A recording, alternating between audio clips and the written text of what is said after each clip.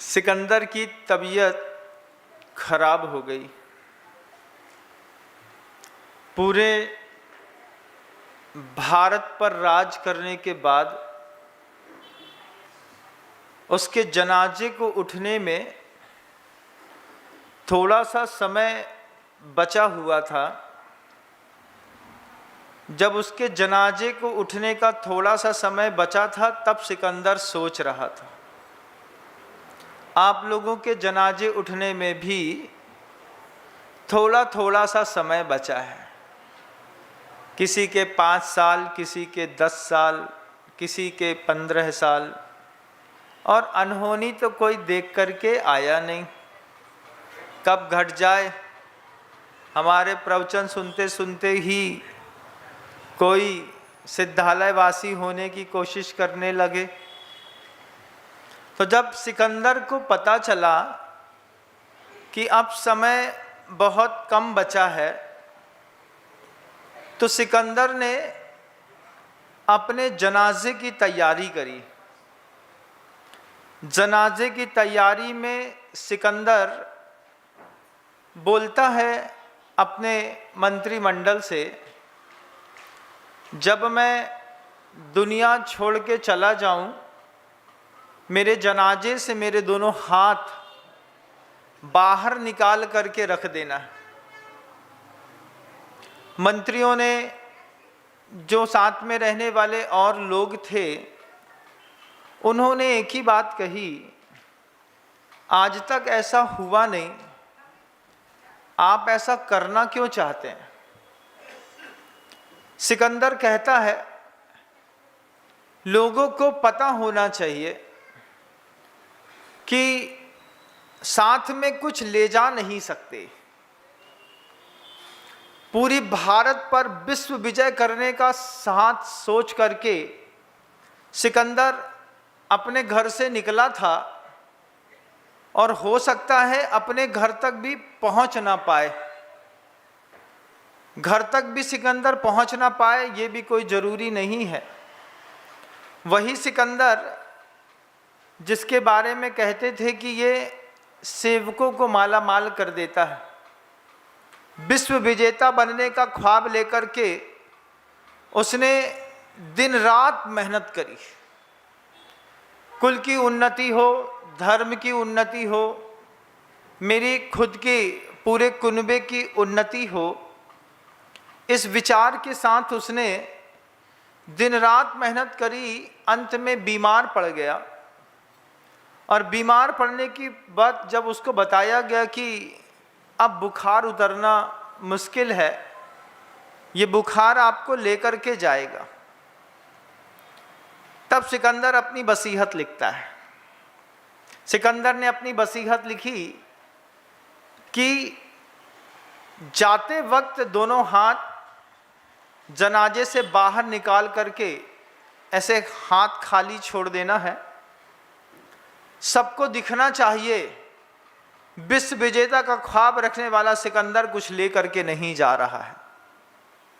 ये बात आप तमिलनाडु की मुख्यमंत्री के साथ भी देखिएगा। 2010 या 11 में जिनका देहावसान हुआ था, जयललिता नाम था, परिवार में कोई नहीं था बंधु, एक लड़का नहीं, एक लड़की नहीं, ना कोई परिवार का सदस्य था। वो महिला तमिलनाडु की मुख्यमंत्री बनी। जब घर के अंदर छापा मारा, जितनी शॉपिंग मॉल में, दुकानों में जूते चप्पल नहीं होंगे, उससे ज़्यादा 29,000 जोड़ी जूता चप्पल निकला। क्या कहलाता है, आप सोचना थोड़ा सा। आप इतिहास को थोड़ा फ्लैशबैक में भी जिंदगी देखिएगा। साड़ियों की इतनी लंबी कतारें थी, इतनी प्रॉपर्टियों पर कब्जा था, इतना भयंकर रुतबा पैदा किया एक महिला ने अपने शासनकाल में, राजयोग में। और अफसोस तो इस बात का हुआ कि जब दुनिया छोड़ कर के गई तो 10 दिन बाद बताया दुनिया को कि जयललिता मर गई।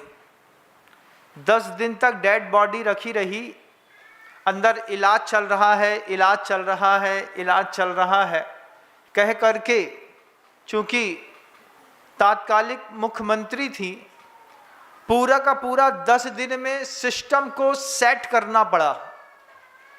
प्रॉपर्टियों में जो हथिया सकते थे, जहां पर दस्तखत करा सकते थे, जो जिसके नाम कर सकते थे, जहां अंगूठा लगवा सकते थे, मृतदेह से जो जो कर सकते थे, 10 दिन तक करके उनके कलीग जो साथ में रहने वाले लोग थे, जिसने इतनी मेहनत करके इतना बड़ा एम्पायर खड़ा किया, जब गई तो कुछ ले जा नहीं सकी साथ में।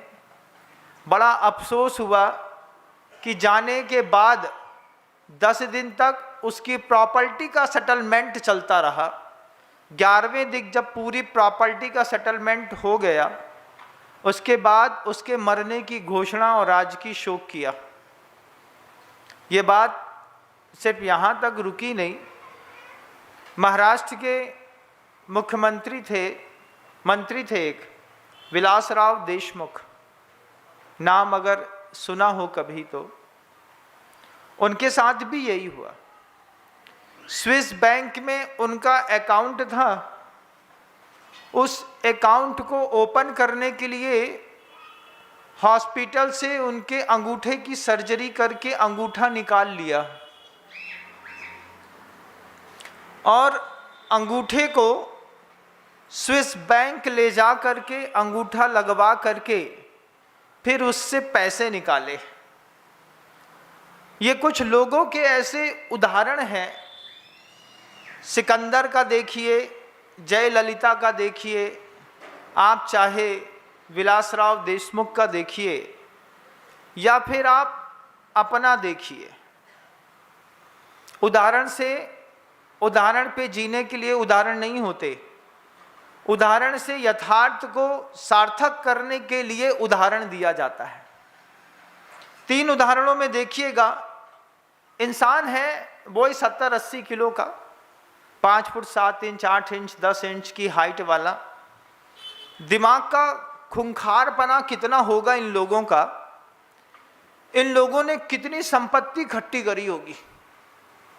पूरी संपत्ति इकट्ठी करने के बाद भोग नहीं पाए, बिना भोगे छोड़ के गए तो कितना द्वंद्व मचा। जो जिंदा रहते जिसने इतनी संपत्ति इकट्ठी करी थी, उसने क्या सोचा था कि कोई मेरा अंगूठा काटेगा, काट करके अंगूठे को लेकर के जाएगा, वहाँ पर प्रिंट लगाएगा, तब जाकर के वहाँ का निकला माल यहाँ पे बाहर लगेगा। जय जिनेंद्र, अगर आपको मेरी वीडियो अच्छी लगती है तो प्लीज़ मेरे चैनल को सब्सक्राइब करिए, लाइक करिए, शेयर करिए। इसी तरह से अपना प्यार मुझे देते रहिए।